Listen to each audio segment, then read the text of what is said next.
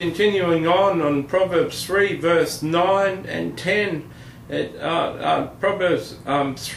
continuing on from Proverbs verse 9 and 10, this is Proverbs 3 verse 11 and 12. It reads, My son, do not despise the chastening of the Lord, nor detest his correction, for the Lord loves who he corrects, just as a father the son in whom he delights.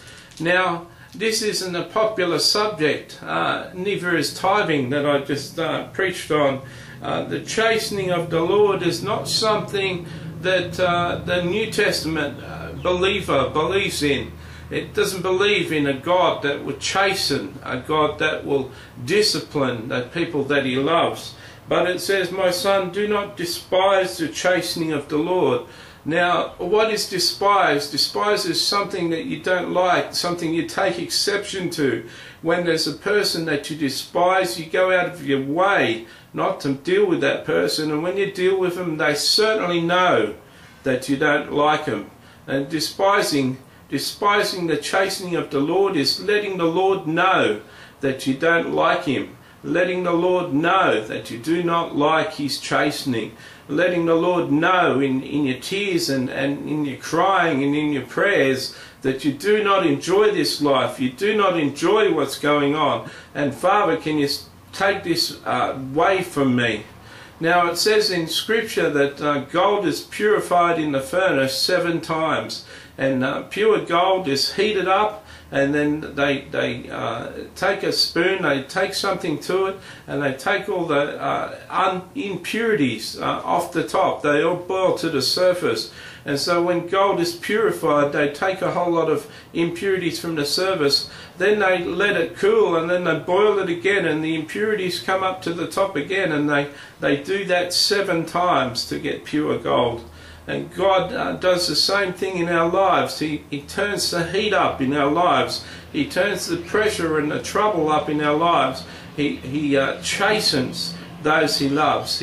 If you're out of line and he's warned you and told you not to be out of line, if he's told you not to do a sin in the Bible and warned you through other people and warned you in your spirit that he's not happy with you doing that sin, that you should turn away from that sin, when he's given up warning you, when he's had enough of warning you and you won't take the warning, then he may chasten you. Then he may bring some calamity into your life for you to be judged for that sin and drop away from that sin. Now there's many people who say the Old Testament doesn't apply. There's many people that says that just doesn't apply to the New Testament. But there's another place. You know, there's another place in Hebrews 12. It quotes, have you not forgotten the exhortation, Hebrews 12 verse 5, have you not forgotten the exhortation that speaks to you as sons? My son, do not despise the chastening of the Lord, nor be discouraged when you're rebuked by him, for the Lord loves, for whom the Lord loves he chastens and scourges every son whom he receives. Now, that's a quote from Proverbs 3, 11 and 12. So there it is in the New Testament. It's appearing in the New Testament as it's a new relevant thing for the New Testament. It's nothing new. The Lord has not changed from generation to generation. Just because we're in the New Testament, it does not mean that the Lord doesn't stop chastening. Because it's quoted in the New Testament, it means it applies to the New Testament. The Apostle Paul in Hebrews quoted it. For whom the Lord loves he corrects, just as the father the son in whom he delights. You know, Hebrews 12 goes on, if you endure chastening, God deals with you as sons. For what son is whom a father does not chasten? But if you are without chastening, of which we've all been partakers, then you're illegitimate and not sons. Okay, furthermore, we've had human fathers who corrected us and we paid them respect. Shall we not much more readily be in subjection to the Father of spirits and live? For it seemed a few days chastened us seemed best to them, but he for our profit, that we may be partakers of his holiness. Now no chastening seems to be joyful for the present, but painful. Nevertheless, afterward it yields the peaceable fruit of righteousness to those who have been trained by it. Okay, so chastening isn't fun, guys. It's not fun. It's not something that's exciting. It's not meant to be exciting. Chastening isn't meant to rebuke and hurt and pain from the Lord. It's not meant to be exciting. It's meant to train you up in righteousness. It's meant to make you endure in the faith. It's meant to cause heavy persecution, to make you humble, to make you walk right, to make you more obedient to Christ. About 18 weeks ago I came out of a major chastening of the Lord. For 3 years I couldn't get out of bed before 2, 3, 4 p.m. in the afternoon.